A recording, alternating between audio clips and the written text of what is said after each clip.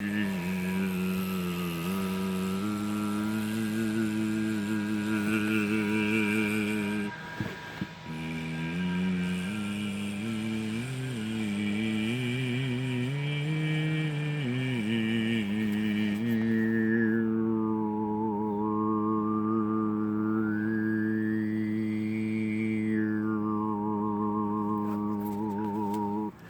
labyrinth of the labor laboratory of every story, Taurus.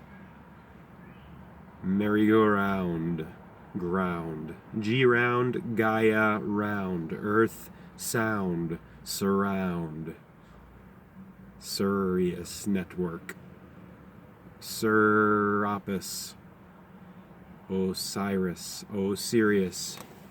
Seriously. Getting serious, we're continuing with Man and His Symbols, the chapter entitled Heroes and Hero Makers. Let's continue on page 122, right where the sentence where I left off, paragraph where I left off previously. There's the image, and the caption is, "Heroes often battle monsters to rescue damsels in distress, who symbolize the anima, the feminine."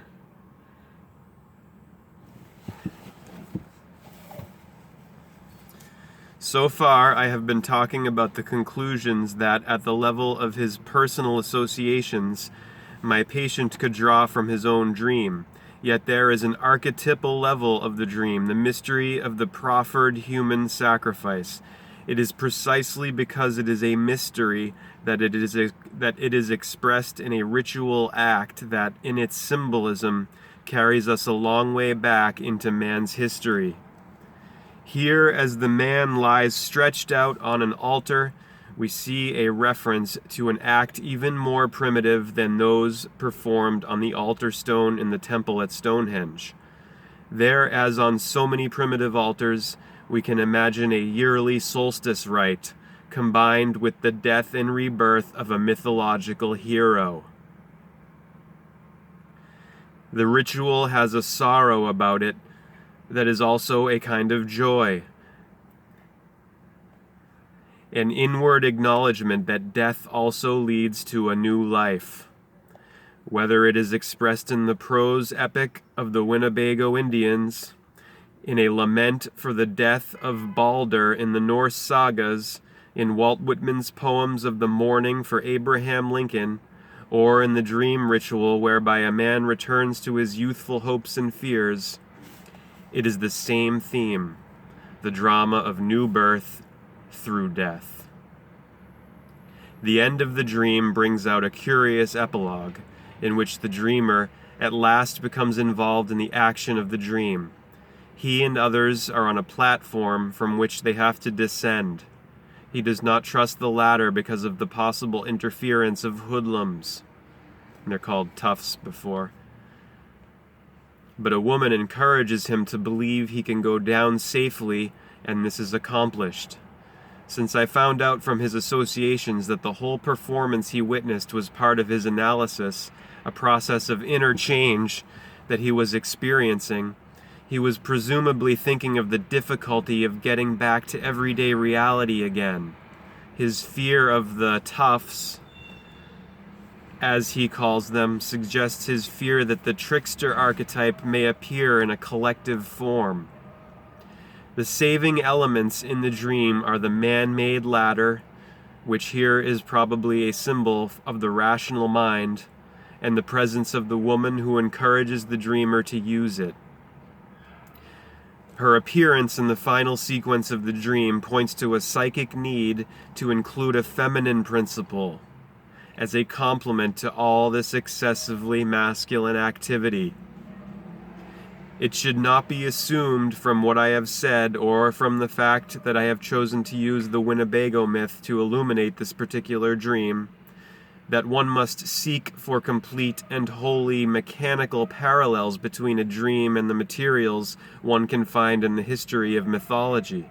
Each dream is individual to the dreamer, and the precise form it takes is determined by his own situation. What I have sought to show in the manner in which the unconscious is the manner in which the unconscious draws on this archetypal material and modifies its patterns to the dreamer's needs.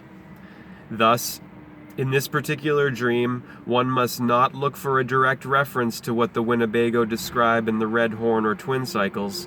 The reference is rather to the essence of those two themes, to the sacrificial element in them. As a general rule, let's just show this again, this image of the train with the caption here. You can read the caption because it's too hard for me right now. I read it before in part 2. It's the dragon becoming the train, the locomotive. Symbolically. Remember, we're dealing with man and his symbols.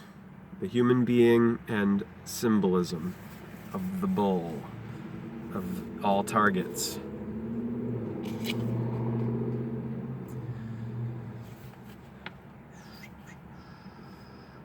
As a general rule, it can be said that the need for hero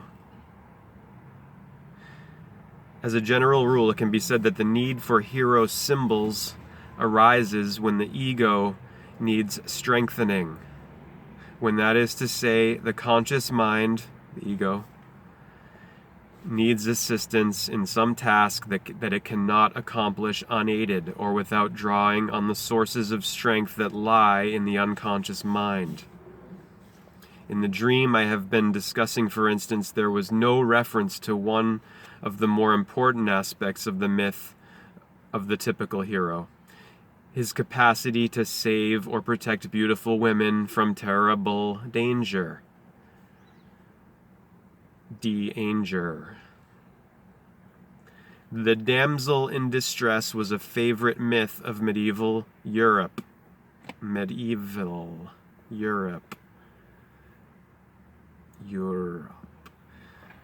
This is one way in which myths or dreams refer to the anima, the feminine element of the male psyche that Goethe calls the eternal feminine. Feminine. Libra, 9 o'clock. Feminine, Libra. Ra, liberty, liberal. Eve, live, life of Ra, the life of the sun, at 9, the setting sun position at the west, of the best, so that you get a rest in the night, in the dark. Section, sect, ion. Balance, of Kabbalah, of Allah, of the Arab rabbi of Ra. Let's now learn about the eternal feminine that Goethe calls it. The nature and function of this female element will be discussed later in this book by Dr. von Franz. That's Maria von Franz, one of the Jungian analysts.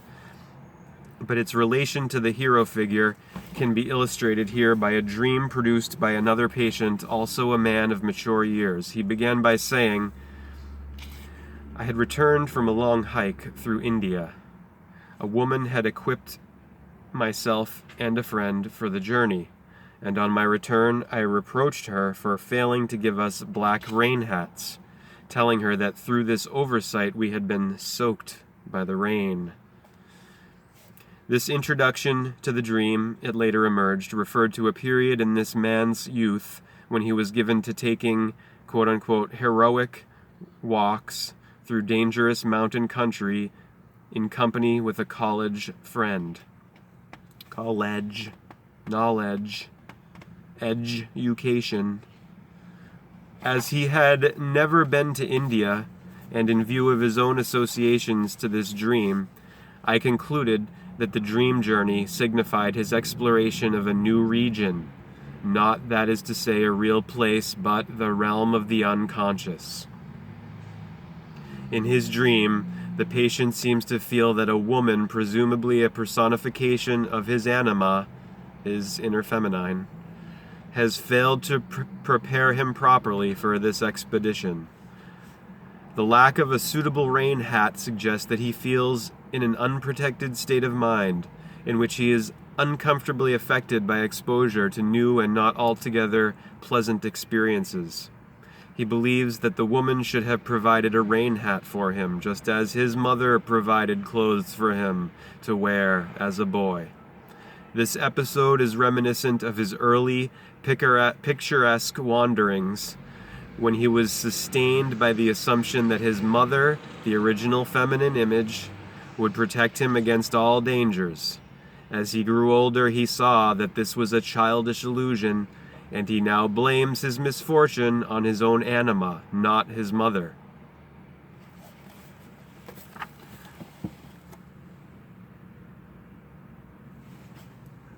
Some heroic battles and rescues from Greek myth. Far left, Perseus slays Medusa on a 6th century BC vase. Vase, potato. Potato,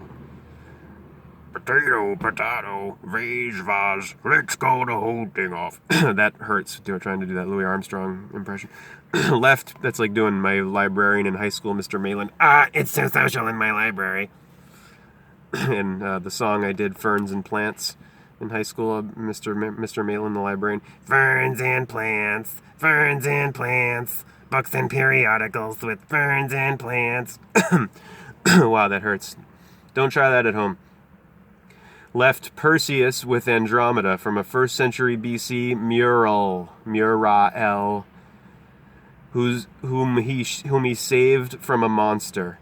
Right, Theseus kills the Minotaur on the Minotaur, the bull, the minute Taurus bull, the Muno bull on a 1st century BC jar, the Daemon, watched by Ariadne below on a Cretan coin, 67 BC, the Minotaur's labyrinth, the laboratory, labyrinth, work week, world, worm, wood, Woden's Day. In the next stage of the dream, the patient speaks of participating in a hike with a group of people of L. Person L. He grows tired and returns to an outdoor restaurant where he finds his raincoat, together with the rain hat he had missed earlier. He sits down to rest, and as he does so, he notices a poster stating that a local high school boy is taking the part of Perseus in a play. Then the boy in question appears, who turns out to be not a boy at all, but a husky young man. He is dressed in gray with a black hat, and he sits down to talk with another young man dressed in a black suit. Immediately after this scene, the dreamer feels a new vigor,